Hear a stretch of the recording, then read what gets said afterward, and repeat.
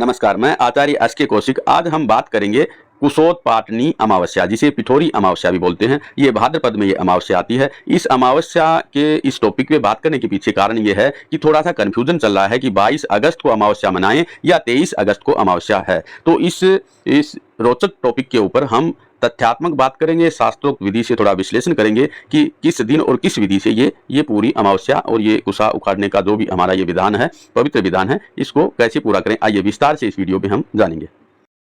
इस दिन लाई गई कुशा, एकत्रित की गई कुशा साल भर रहती है, पवित्र रहती है, ये बात तो सत्य है। और कुशा के बारे में वो क्यों पवित्र है, कैसा है, तो पिछले साल हमने वीडियो डाला था, वो आपने देख लिया होगा, नहीं तो आप देख लेना, जान लेना कि कुशा का क्या महत्व है। आज सिर्फ एक टॉपिक पे बात कर रहे हैं कि 22 अगस्त को मनाएं ये अमावस्या या 23 अगस्त को, शास्त्रोक्त सूक्ष्म विधि क्या है। तो सबसे पहले हम जान लेते हैं कि जो अमावस्या है वो 22 अगस्त 2025 शुक्रवार को दोपहर 11:55 पे, किसी पंचांग में 57 पे और किसी पंचांग में 11:58 पे दोपहर में अमावस्या शुरू है, यानी प्रारंभ है।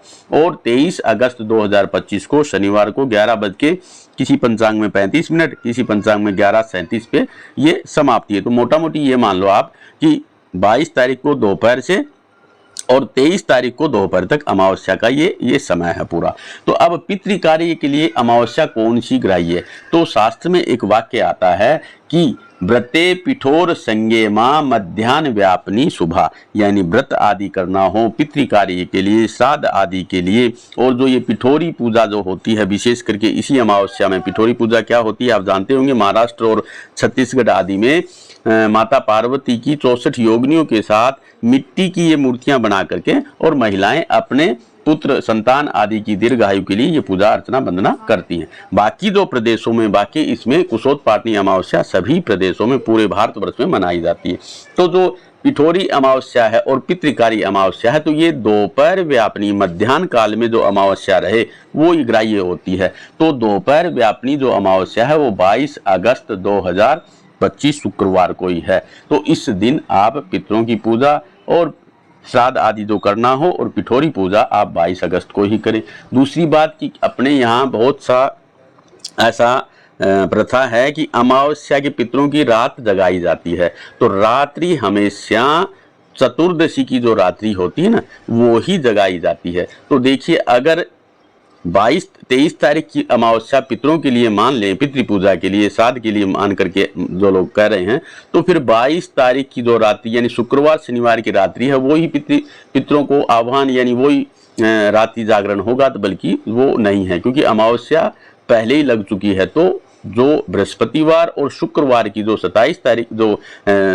21 अगस्त की जो रात्रि है वो रात्रि ही जागरण की होनी चाहिए, यानी पितरों की रात उसमें जगाएं। और उसके बाद, क्योंकि जागरण का मतलब आह्वान है, तो पितरों का आह्वान पहली रात्रि ही होता है। और 22 तारीख को पितृ पूजा श्राद्ध आदि दोपहर काल में करें। ये बात बिल्कुल इस हिसाब से ये बात बिल्कुल शास्त्रोक्त सम्मत है। तो अब अगला टॉपिक इसी का है कि कुश ग्रहण कब करें। इस विषय में, कुशोत्पाटनी अमावस्या के विषय में एक बात आप रोचक बात जान लें। जो कुश ग्रहण है ये हमेशा इयम अमावस्या द्वितीय प्रहर व्यापनी ग्राह्या, यानी कि कुशा के ग्रहण करने में अमावस्या वो ही लेनी चाहिए जो दूसरे प्रहर में हो, यानी कि दूसरे प्रहर में वो अमावस्या हो। तो अगर 22 तारीख को ही हम कुशा उखाड़ते हैं तो दूसरा प्रहर में अमावस्या 22 तारीख को नहीं है। वो आपको हम थोड़ा सा गणित के हिसाब से भी समझा देंगे। दूसरा एक वाक्य ये है कि दर्भानाम संचय संगव काल ईरिता है, कि दर्भ यानी कुशा का ही नाम है, अगर इसका संचय यानी इकट्ठा करना है तो संगम काल ही श्रेष्ठ है। तो अब ये संगम काल क्या है और प्रहर क्या है, इसको भी थोड़ा सा इस टॉपिक को पहले समझना पड़ेगा। देखिए, 4 प्रहर की रात और 4 प्रहर का दिन होता है, ये मोटा मोटी सभी जानते हैं बोलचाल की भाषा में, और होता भी यही है, सत्य भी है।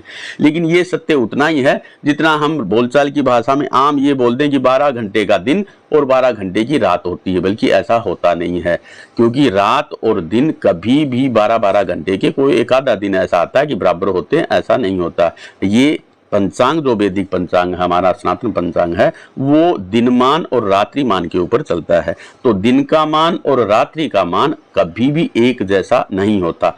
सिर्फ आपको मैं बता देता हूँ, एक ही ऐसा 2 ही दिन ऐसे आते हैं अक्सर साल में जब रात्रिमान और दिनमान बराबर होता है। एक तो चैत्र की जो अमावस्या आती है, यानी कि साल का संवत का अंतिम दिन, जब चैत्र की जो अमावस्या आती है वो हमारे साल का अंतिम दिन होता है, यानी संवत का अंतिम दिन होता है। तो उस दिन दिनमान और रात्रिमान 30-30 घड़ी का होता है, यानी कि टोटल जो दिन का और रात्रि का जो मान रहता है वो 60 घड़ी का होता है। 30 करके दिन और रात्रिमान का ये बराबर होता है। दूसरा जो अभी आश्विन अमावस्या जो आएगी, यानी कि जिसको हम श्राद्ध पक्ष बोलते हैं, इसमें भी दिन मान और रात्रिमान करीब करीब बराबर होते हैं।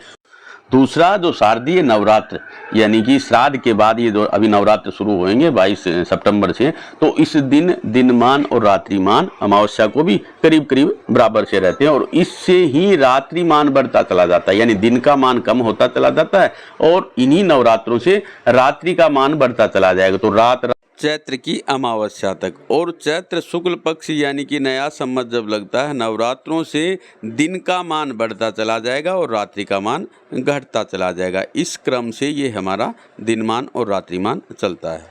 तो अक्सर दिनमान और रात्रिमान एक जैसी नहीं होती, तो 12 घंटे का दिन 12 घंटे की रात्रि, इस हिसाब से कोई भी व्रत उत्सव आदि का निर्णय नहीं होता। पंचांग के अनुसार अब हम बात कर रहे थे कि ये जो कुश ग्रहणी अमावस्या है, यानी कुश जिस दिन ग्रहण करना है, तो वो द्वितीय प्रहर व्यापणी अमावस्या हो, तो द्वितीय प्रहर व्यापणी अमावस्या जो है वो 23 तारीख को है कुशा ग्रहण के लिए। और दूसरा कि दर्भानाम संजय संगव काल ईरित, संगव काल मैंने चर्चा की, संगव काल लेना चाहिए। तो अब ये थोड़ा सा काल भी जान लो। देखिए, दिन और रात में 30 मुहूर्त होते हैं, 15 मुहूर्त दिन के और 15 मुहूर्त रात्रि के। ये किसी दूसरे वीडियो में हम आपको बताएंगे कि 15 मुहूर्त दिन के कौन से हैं और 15 मुहूर्त रात के उनका क्या क्या नाम है, किस किस मुहूर्त में क्या क्या काम करना चाहिए। ये टॉपिक कभी फिर दोबारा से कवर करेंगे। आज हम आपको ये जो मुहूर्त बता रहे हैं, ये जो 15 मुहूर्त दिन के हैं, इनमें से जो 3 मुहूर्त है ना, इसको 5 भागों में विभाजित कर लो। पहले तो 5 काल इसका बना लेते हैं। 5 काल क्या है कि प्रातः काल, संगव काल, मध्याह्न काल, अपराह्न काल और संध्या काल। इस तरह से ये दिनमान को हमने वो करके 5 भागों में विभाजित कर लिया। तो जो सूर्योदय से शुरू करेंगे, तो दिल्ली का सूर्योदय 23 तारीख को करीब 6 बजे है। 6 बजे से लेकर के और 8:46 तक प्रातः काल रहेगा, यानी ये 3 मुहूर्त बीत जाएंगे। फिर 8:47 से 11:32-33 तक चौथा, पांचवा और छठा, यानी 3 मुहूर्त ये बीत जाएंगे। तो इसमें कुश ग्रहण अमावस्या में लिखा हुआ है और ये मैंने वीडियो में बताया कि द्वितीय प्रहर व्यापनी, और इसमें संगम काल, तो यही संगम काल रहेगा, यानी 8:47 से लेकर के 11:32-33 ये प्रॉपर संगम काल है और इसी में कुशा ग्रहण करनी चाहिए। और ओम हुम फट ये मंत्र बोलते हुए कुशा ग्रहण करनी चाहिए। और कुशा ग्रहण के विषय में ये भी बताया कि उत्तर की तरफ मुंह करे और अपने हाथ का जो पितृ तीर्थ है, वो हमने पहले वीडियो में आपको बता रखा कौन सा तीर्थ कहाँ पे है, वो वीडियो देख लेना। पितृ तीर्थ से कुशा को उखाड़ना चाहिए, तोड़ना नहीं चाहिए। और ये भी शास्त्रोक्त वाक्य है कि अगर जिनके पिता माता जीवित हों तो उस पुत्र को कुशा उखाड़ना नहीं चाहिए। घर का जो श्रेष्ठ हो, बड़ा हो, उसी को ही कुशा ग्रहण करनी चाहिए।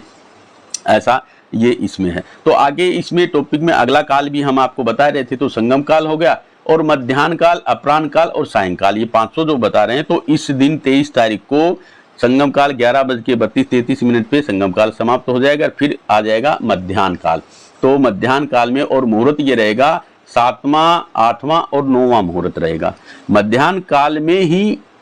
और पितृकार्य आदि ये लेने चाहिए। तो मध्याह्न काल में यहाँ पे 23 तारीख को आप मध्याह्न काल देखेंगे तो क्या टाइम बनता है, 11:33 से लेकर के और 14 यानी 2:18 ये मध्याह्न काल बनता है। तो 23 तारीख को इस मध्याह्न काल में तो प्रतिपदा तिथि है, अमावस्या नहीं है, इसलिए पितृ पूजा के लिए ये 23 अगस्त ग्राह्य नहीं है, 22 तारीख ही ग्राह्य है। अगला जो काल है वो अपराह्न काल है। अपराह्न काल 2:18 से शुरू होकर के शाम को 5:04 4 मिनट तक रहेगा। और उससे जो अगला 5वां है वो सायंकाल शाम को 5:05 से लेकर के सूर्यास्त तक, यानी कहीं कहीं सूर्यास्त आजकल 7:20 पे, कहीं 7:25 पे, 7:38 तक पूरे भारतवर्ष में सूर्यास्त होता है। तो ये सायंकाल रहेगा। तो इस तरह से ये पांचों कालों में जो संगम काल है ये कुश ग्रहण के लिए है। तो कुशोत्पाटनी अमावस्या जो बनी वो 23 अगस्त शनिवार को रहेगी और पितृ कार्य के लिए दोपहर व्यापनी, मध्याह्न व्यापनी अमावस्या रहनी चाहिए, जो इस हिसाब से बनती है वो 22 अगस्त शुक्रवार को। और इसी के साथ में देखो मध्याह्न काल, अपराह्न काल में अमावस्या, तो अगर 23 तारीख को पितृ पूजा करते तो मध्याह्न काल में, अपराह्न काल में अमावस्या तिथि नहीं है, क्योंकि अपराह्न काल में फिर प्रतिपदा तिथि लग जाएगी। इसलिए पितरों की पूजा के लिए 22 अगस्त शुक्रवार को ही श्रेष्ठ है। और कुश ग्रहण करने के लिए 23 अगस्त शनिवार को अमावस्या करना शास्त्रोक्त भी है, श्रेष्ठ भी है। इस तरह से, और कुछ लोग आजकल हम अपने अनुसार भी बना लिए हैं। एक तो कैलेंडर ने वो बना दिया, दूसरा सुबह सुबह ड्यूटी पे जाने की जल्दी में सोते हैं, सुबह सुबह 8 बजे 9 बजे अमावस्या करें, चलो जी, और अपने वहाँ चलें। तो ऐसा करने वालों की अपनी मर्जी। वीडियो देखने के लिए धन्यवाद। इसी तरह के टॉपिक के साथ पुनः कभी मिलते हैं, तब तक के लिए नमस्कार और बहुत शुभकामना, आशीर्वाद। इस तरह से ये अमावस्या वाला टॉपिक हमने कवर किया, आशा है आपको ये पसंद आया होगा।